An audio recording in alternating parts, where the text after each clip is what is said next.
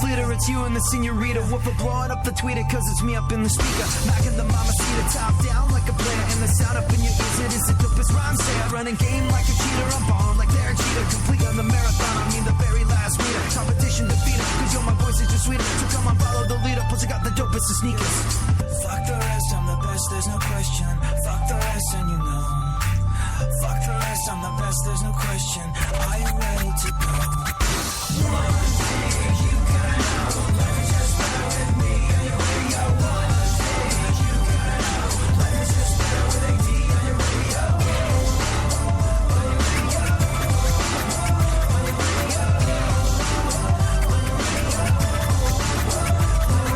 Fuck the false modesty, nobody has ever been better, smarter, more clever. I'm winning every endeavor in competition. No, you never see a better competitor. Every fight of vendetta till a head has been severed. I'm the best that there is. I wake up and piss excellence. And if you're coming to battle on your house, I put up excellence. I'm just here to have a little fucking fun, but it doesn't change the fact that I'm second to none.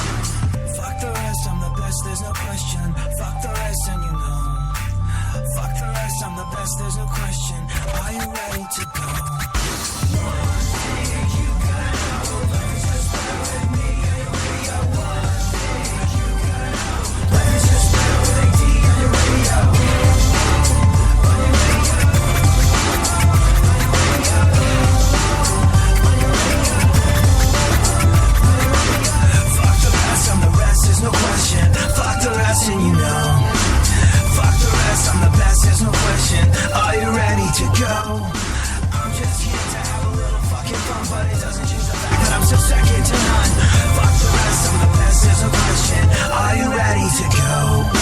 One thing you gotta know, let me just bear with me on your radio. One thing you gotta know, let me just bear with AD on your radio. One thing you gotta... This is the 80s Show on iHeartRadio. Say ho, ho, say ho, ho, ho, ho. Let's start the show, let's start the show. Come on, let's go, come on, let's go. Say ho, ho, say ho, whoa, ho, whoa. Let's start the show, let's start the show, let's start the show, let's start the show. It says, hello in there, a big sister's book of waiting. You know Hello why, in there. you know why we got you that? What? You're going to be a big sister.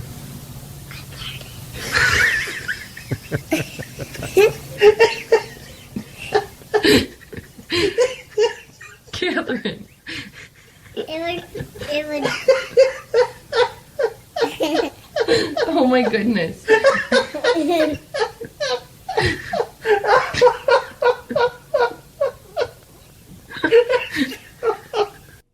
See, farts are hilarious. And if I ever become a father, I don't know if you caught it or not. There's a viral video doing the rounds of a 3-year-old girl finding out she's going to be a big sister. And her response is, after she finds out she's going to be a big sister, leaning into her dad and saying, I farted. If I'm ever a father, I will have a very, very hard time. I'll have a very, very hard time not passing on my fart-based sense of humor to my kids, because the moment my kid farts or the moment my kid makes a joke about farting or talks about farts, I'm going to be in hysterics, and that will be positive reinforcement for fart humor, which is just, yeah, I mean, like, it's probably not the greatest quality to encourage in a kid. Hey. But anyways, I find it to be hilarious. Welcome to this, a Tuesday edition of the show. Thank you so much for hanging out, being part of my radio family. Hopefully your Tuesday's off to a flying start. Hopefully your week is not so mind-numbingly awful that you are considering bailing on it already. If you're like a lot of people I know, Tuesday's that day where, you know, if you're on the verge of getting sick, if you were thinking of playing hooky from work and you gird up your loins and you go in and you suffer through the bag of suck that is a Monday, a lot of people that do that get to Tuesday and be like, you know what, F it, I'm out. Today I'm working from home. Yeah. I know a lot of folks that bail on life on a Tuesday. And it's understandable. It really is. Look, Tuesdays are this non-day. Monday, like I said, you gird up your loins, you go in for that interminable bag of suck that is a Monday. and you batten down the hatches emotionally, spiritually, and physically, and you just kind of get through it. That's Monday. And then Wednesday, you're over the hump. And Thursday is that race to the finish line that is the weekend. And Friday as well, your boss bailed early and you're just going to surf internet porn on company servers while drinking company coffee. But Tuesday is that day of the week where everything seems absolutely interminable. There's no end in sight. And if there's a day of the week where I think most people feel compelled to bail, it's Tuesday. Why is that? Well, 9 times out of 10, people want to bail on what they're doing because they don't really love what they're doing. Look. Here's the thing about work. It's part of life. No matter what welfare cases want to tell you, and please understand when I'm talking about welfare cases, I'm talking about people that are capable of working but choose not to. Or worse, capable of working, say they're not capable of working, and then work off the books while collecting government cheese made up of your hard-earned tax dollars. But everybody that works, I think, for the vast majority of us, everybody that works struggles some of the time. But hopefully you're doing something that you're supposed to do. Hopefully you're doing something that you enjoy. Hopefully you're doing something that you find fulfilling and meaningful. Hopefully you are blessed with a career as opposed to a job. And if you're not, I hope you're working your way toward that. And I hope you haven't given up on doing something that meets your needs financially, spiritually, all the above. Checks all the boxes that a living should check. It should be meaningful. And if you're struggling on this particular Tuesday because you find your job to be a never-ending bag of suck, well, take that as a sign that you need to take action, that you need to keep looking. Don't take what's been handed to you thus far. You're not happy? Lots of people aren't happy. But you know what? Very few people do anything about it. So if you're willing to step out, look for something better. Try and find something that's going to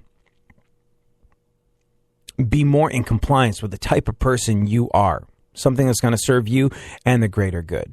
If you're willing to be that person that steps out, that keeps looking, that tries to find something that feels like your path, your mission, or just something that makes you feel good that you enjoy, you are way ahead of the curve. You're so far ahead of a lot of people that are just willing to, like I said, take what's been handed to them. Work out the entirety of their life doing something they can't stand. If you're just willing to go out on a limb and try and do something a little bit more for yourself and for others, well, you're ahead of the pack. And because you're ahead of the pack, guess what? You're probably going to find it. A lot of people are sitting there complacent. You step out, you're doing something. Competition gets thinner when you're trying to forge your own path. There's not as many people vying for it. So just by taking a risk, just by changing the way you think about what you're looking for, you're going to be so far ahead of the game with so much less competition. Your work is going to fill a large part of your life. And the only way to be truly satisfied is to do what you believe is great work. And the only way to do great work is to love what you do. And if you haven't found it yet, keep looking. Don't settle.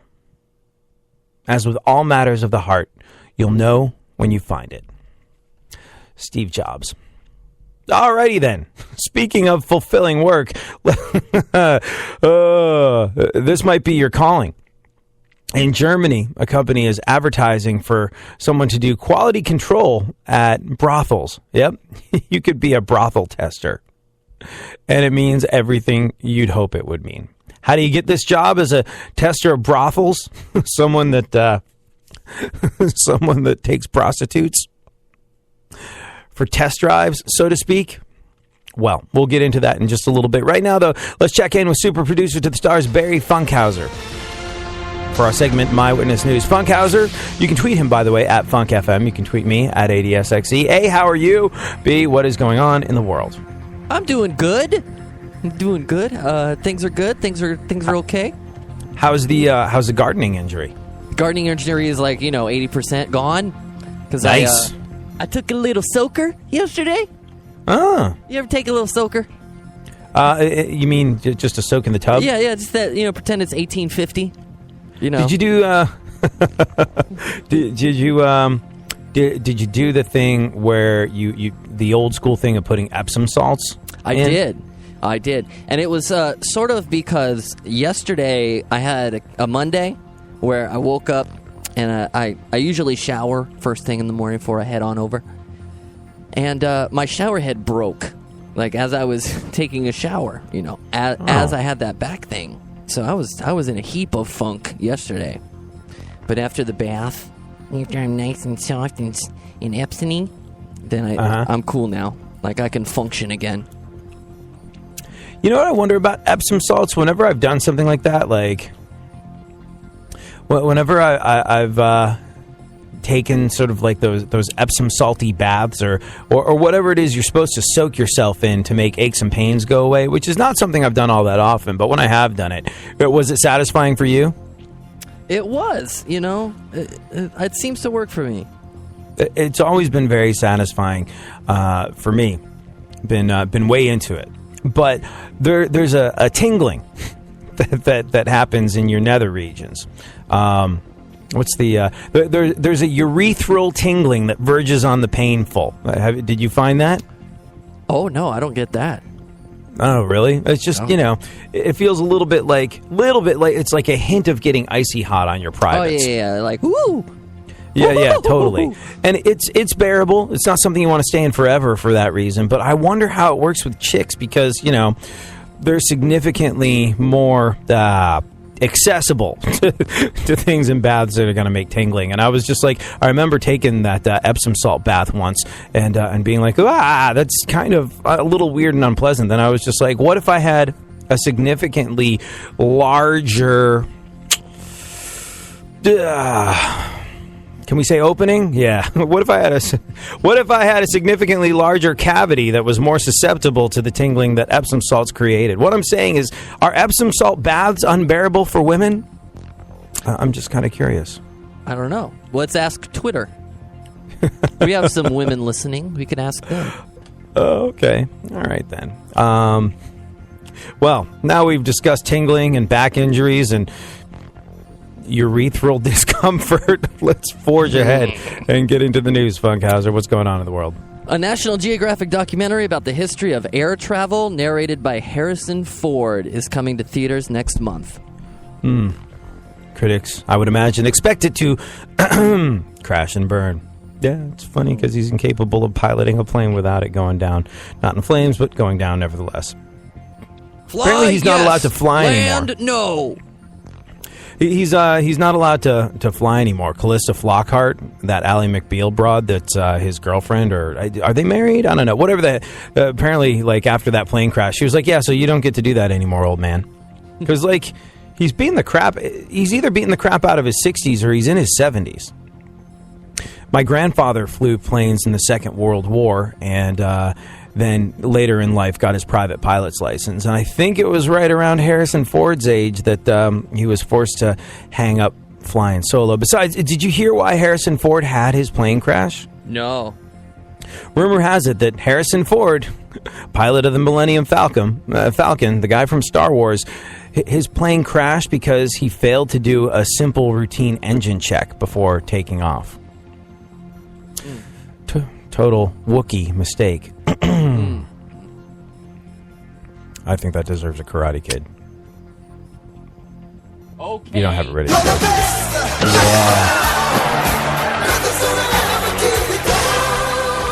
A Wookiee mistake. Yeah. Go on. Billy Corgan. Yeah. He says he wants to be known as William Corgan now.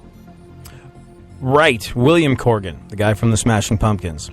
Billy Corgan, having gone by Billy Corgan his entire professional career since, the late 80s, I think, is when the Smashing Pumpkins started. Billy Corgan now wants to be known as William Corgan.